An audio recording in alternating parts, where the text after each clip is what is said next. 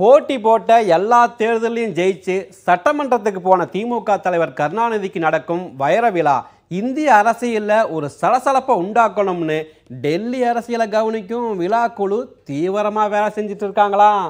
பஞ்சாப், மேற்கு வங்கம், பீகார், கர்நாடகா, ஆந்திரா, கேரளா, புதுவை இந்த 7 மாநில முதல்வர்கள் கலந்துக்கிடுவாங்கன்னு எதிர்பார்ப்பு இருந்துச்சான். ஆனால் பீகார் முதல்வர் நிதிஷ்குமாரும் புதுவை முதல்வர் நாராயணசாமியும் மட்டும்தான் உறுதி கொடுத்தாங்களாம். கடைசி நேர மாறுதல்களும் நடக்குமா? காங்கிரஸ் கட்சி தலைவர் சோனியா காந்தி உடல்நிலை காரணமாக தான் விழாவுக்கு வரலன்னு சொல்லியிருக்காங்களாம்.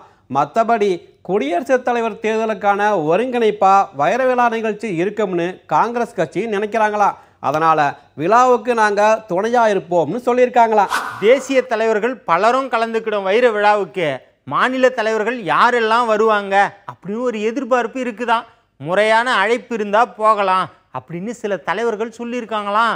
முறையான அழைப்புன்னா மு.க. ஸ்டாலின், துரைமுருகன், கனிமொழி இவங்க வந்து இன்விடேஷன் கொடுக்கணுமா? இதெல்லாம் நாங்களாவா சொல்லுறோம், வெளியில் சொல்லிக்கிட்டாங்க.